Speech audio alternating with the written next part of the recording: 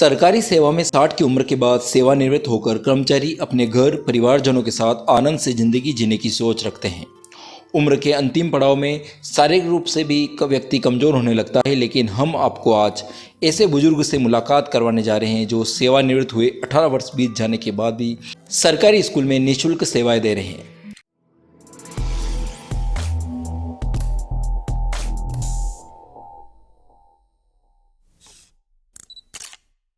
नमस्कार, मैं महेंद्र सिंह राठौड़।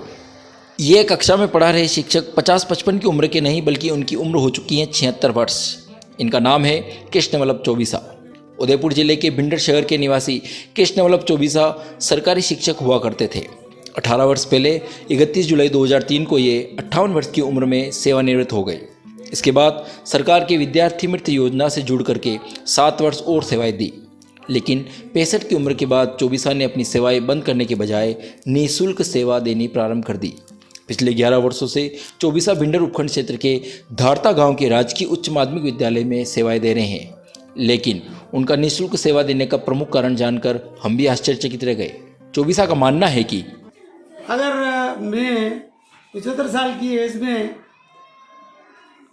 शिक्षण कार्य अगर नहीं करवाता तो मेरा जो फिजिकल फिटनेस है वो सारा बिगड़ जाता, और इस आयु में मैं आज भी वैसा ही फिजिकल फिटनेस है कि जो 50 साल का व्यक्ति चलता है उसी तरीके से मेरी भी फिटनेस बढ़ी हुई है, और बच्चों को भी शिक्षण कार्य दे रहा हूँ और मेरा फिटनेस भी बराबर है। अगर ये अपनी सेवाएं देनी बंद कर दे तो शायद कमज़ोर हो जाएंगे और आज इनमें जो स्फूर्ति, उत्साह और उमंग है वो नहीं रहेगा। जी, 31 जुलाई 2003 को पंचायत समिति भिंडर से राजकीय माध्यमिक प्राथमिक विद्यालय जबतरा से रिटायर्ड हुआ। उसके बाद विद्यार्थी मित्र के रूप में मैं 21 अगस्त 2003 को ही स्थानीय विद्यालय धारता में विद्यार्थी मित्र के पद पर रहा। उसके बाद जब मेरी आयु 65 साल की हो गई तो 65 साल के बाद विद्यार्थी मित्र यानी उस सेवा में नहीं रख सकते, तो 65 के बाद ही मैं इसी विद्यालय में निःशुल्क सेवाएं 65 साल की उम्र के बाद ही निःशुल्क सेवाएं आज दिन यानी लगभग मेरे को 15 साल के अवधि तक इस विद्यालय में हूँ। मैं बोर्ड की परीक्षा कक्षा 10 से लगा करके कक्षा 6 तक सामाजिक विषय का शिक्षण करता हूँ, और जब से मैंने निःशुल्क सेवाएं देना प्रारंभ की है तब से बोर्ड की जो परीक्षाएं मेरे सब्जेक्ट की है उसमें 100% बहुत से छात्रों को तो डी यानी विशेष योग्यता भी मेरे सब्जेक्ट में छात्रों को मिली है। आप निःशुल्क सेवाएं दे रहे हैं, किस उद्देश्य से ये आप कार्य कर रहे हैं? मैं निःशुल्क सेवा इसलिए दे रहा हूँ कि मैं जब रिटायर्ड हो जाए मेरा जो कार्य था पूर्व में शिक्षण कार्य कराने का, तो घर बैठने के बजाय तो किसी विद्यालय में जाकर के अपने शिक्षक के शिक्षण कार्य का सदुपयोग किया जाए। भले ही मुझे किसी प्रकार का पारिश्रमिक नहीं मिले, फिर भी मैं अपने उस काम को करने के लिए स्थानीय विद्यालय धारता में निःशुल्क सेवा दे रहा हूँ। मुझे किसी प्रकार का कोई भी पारिश्रमिक नहीं चाहिए।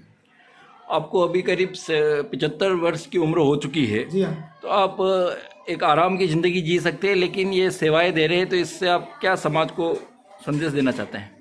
अगर मैं 75 साल की एज में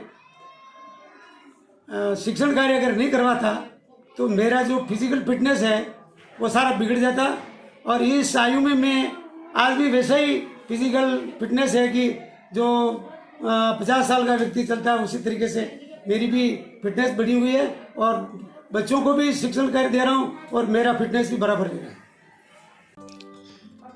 यही नहीं, निःशुल्क सेवा के साथ चौबीसा अपने विद्यार्थियों को पढ़ने में काम आने वाली वस्तुएं जैसे मानचित्र, पेन, पेंसिल सहित अन्य सामग्री भी निःशुल्क उपलब्ध करवाते हैं।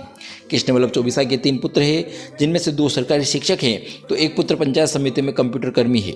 तीनों पुत्रों का मानना है उनके पिता की उमंग और उत्साह के सामने हम भी फीके हैं। इनकी कार्यदक्षता को देखते हुए भिंडर नगर पालिका ने वर्ष 2019 में भिंडर रत्न अवार्ड से सम्मानित भी किया था।